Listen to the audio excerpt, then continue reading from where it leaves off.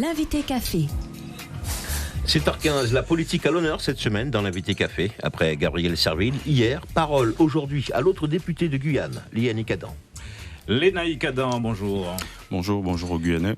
Alors si je vous comprends bien, monsieur le député, on peut compter sur vous pour une sortie de cette crise, de ce conflit au centre hospitalier de Kourou, c'est ça ? Tout d'abord, j'aimerais souhaiter mes meilleurs vœux aux Guyanais. Leur dire que tout simplement, il est facile de déconstruire, mais il est plus difficile de produire. Ça, donc inscrivons-nous dans la co-construction et dans la construction permanente. Pas du tout. Comme vous savez, j'ai fait un choix clair au niveau du titre, au niveau musical. Je ne suis pas un héros. Je pense que c'est tous ensemble qu'on pourra trouver des solutions. Je compte sur l'expertise et puis aussi sur la connaissance des grévistes, de leur situation, pour pouvoir nous alimenter et que l'on parte à Paris rapidement et défendre cela au mieux. Plus de mois, ça commence à faire beaucoup. Bien évidemment, mais vous savez que nous étions en décembre. Moi, je suis allé rencontrer les grévistes dès que je suis rentré, puisque je n'étais pas là. Je m'y étais engagé.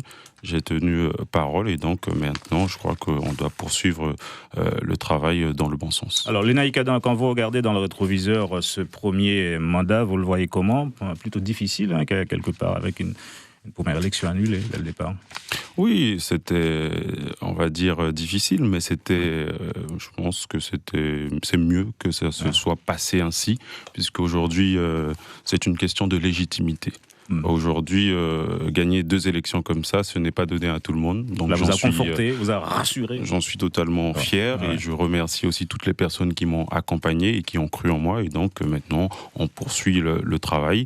Et aujourd'hui, j'accompagne au mieux donc cette population. C'est plus de 10 réunions publiques en quelques mois. Je précise bien quelques mois, puisqu'il y a beaucoup de personnes qui sont là, c'est des années, là on parle de mois, plus de 70 à 100 interventions pour la population, et donc je crois qu'on va dans le bon sens. Encore hier, je remettais au sous-préfet un certain nombre de documents d'identité recensés dans des villages, puisqu'il y a des personnes, nous avons cette problématique dans les écarts, où il y a des personnes qui n'ont pas de documents d'identité, et donc j'ai remis plus de 30 dossiers après recensement au sous-préfet. Justement, est-ce que cela, quelque part, ne vous a pas forcé, on va dire, à changer de méthode, être moins le député de couloir dont vous réclamiez au départ ? Pas du tout. Je n'ai pas eu à changer de méthode, j'ai continué. La seule chose, c'est qu'on m'a empêché. Plus voyant, plus visible. La seule chose, c'est qu'on m'a empêché de pouvoir travailler sereinement, parce que vous savez, un recours, c'est lourd, c'est beaucoup de travail, il faut aller rechercher des éléments. Mais j'ai envie de remercier ceux qui ont déposé le recours, puisqu'ils ont permis de faire comprendre que la population de la 2e circonscription avait bien évidemment voulu de Lénaïck Adam. Un mal pour un bien. Alors on a parfois dit que les députés de la majorité avaient le doigt sur la couture du pantalon, en étant aux ordres absolus du gouvernement. Qu'est-ce que vous répondez à ces détracteurs de la Macronie ? Pour ma part, je ne suis aux ordres de personne, mais je ne suis pas un député lorsque les vents sont de la majorité lorsque les vents sont favorables. Je pense que lorsqu'on est dans un groupe, il faut tenir un cap. Il y a une dynamique de groupe, il y a une cohésion de groupe. On n'accepte pas tout, mais si ça va à l'encontre des intérêts du pays. Je viens de dire on n'accepte pas tout, donc on n'est pas d'accord sur tous les points. Donc ça, il n'y a pas d'ambiguïté sur ça. J'ai eu l'occasion de le dire à la ministre en septembre, et d'ailleurs, je regrette que cela n'ait pas été relayé comme il se doit sur le service public, mais je l'ai dit que la réforme au niveau des aides économiques n'était pas assez, avait un certain nombre de points négatifs pour mon territoire, je l'ai dit avec aisance, sans difficulté, et donc il est clair qu'il y a une dynamique, une cohésion de groupe à avoir, mais un certain nombre de choses où on n'est pas tous... Ça vous arrive de ne pas voter avec le groupe ? Moi, ça m'est arrivé de ne pas voter un certain nombre de choses avec le groupe. Et puis, voilà, je prends ma responsabilité. Lorsque ça va à l'encontre de mon territoire, c'est le territoire qui donne. C'est comme ça ou on s'abstient pour dire de ménager un peu ? On fait un choix. On peut s'abstenir ou on peut voter carrément contre. Moi, à l'époque, quand on parlait de réserve parlementaire, et on le voit aujourd'hui, moi, je pense qu'il fallait garder la réserve parlementaire. Ça nous permettait d'avoir un lien direct avec les associations, avec certaines collectivités. Aujourd'hui, on ne l'a plus, donc je pense que c'était une erreur de la part de mes collègues. Sur le cas total, vous regrettez ?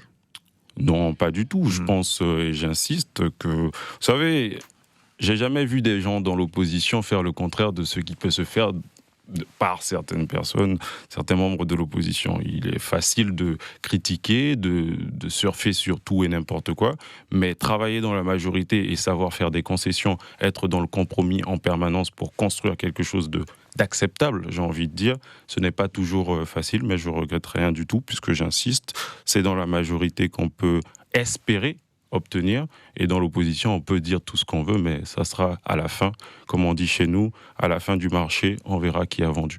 Olivier Daman. Alors justement, est-ce que c'est difficile lorsqu'on est comme vous, député de la majorité, et d'avoir en face des compatriotes, des collègues qui sont dans l'opposition ?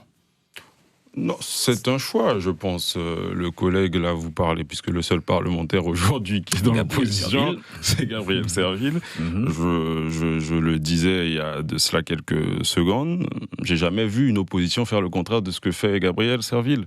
Il est normal, il est dans son rôle, mais je crois que pour l'intérêt de la Guyane, il faudrait plus de concertation. Concertation, c'est-à-dire que les naïcs, je vois que telle chose ne va pas dans le sens du territoire. Avertissement, et là de mon côté... Pourquoi vous n'y arriviez pas ? Je ne sais pas. La démarche doit venir de qui ? Je pense que la démarche doit aller dans les deux sens, c'est aussi simple que ça. La démarche doit aller dans les deux sens. Mais vous, aujourd'hui, comme Gabriel Serville. Absolument. Et j'espère que cette année, nous pourrons être dans cette construction dans l'intérêt du territoire. Alors, lors d'un précédent congrès, on le rappelle, les Naïkadans, des élus de Guyane, vous avez fait le choix de rester à Paris afin de défendre, dites-vous, les intérêts de la Guyane. Cela a porté ses fruits, véritablement ? Ce n'est pas moi qui dis que ce sont les intérêts de la Guyane, c'est que cela devrait être reconnu par tous les Guyanais. Si ce n'est pas le cas, c'est regrettable et c'est dommage. Puisque, ça a été reconnu par Georges Patient cette semaine.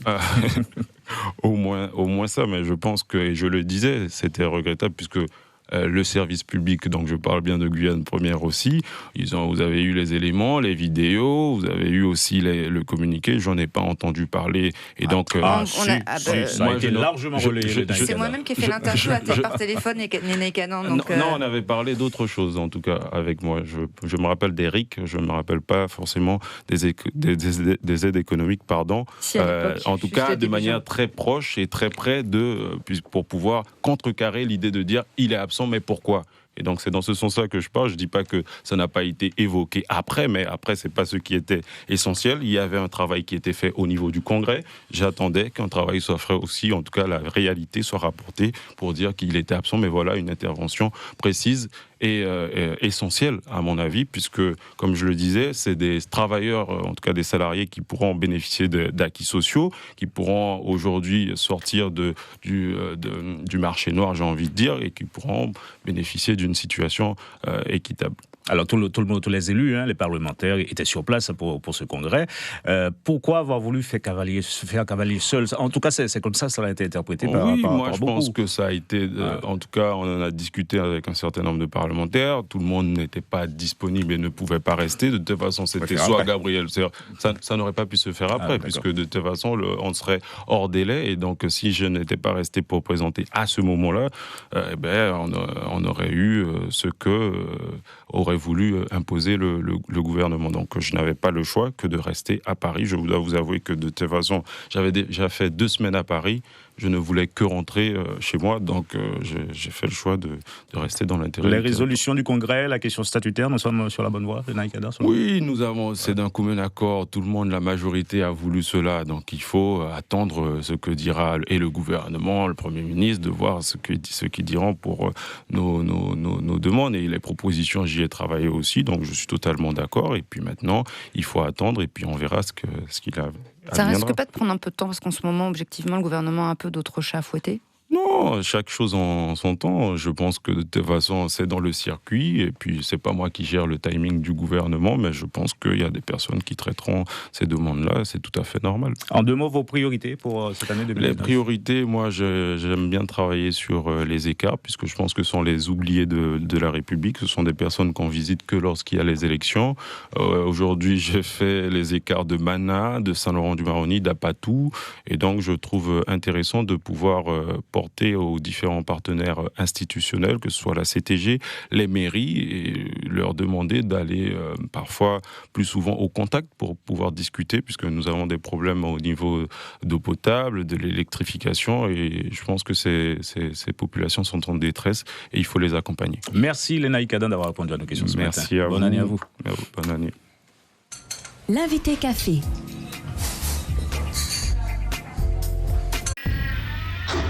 Suivez l'info sur Guyana Première, télé, radio et internet.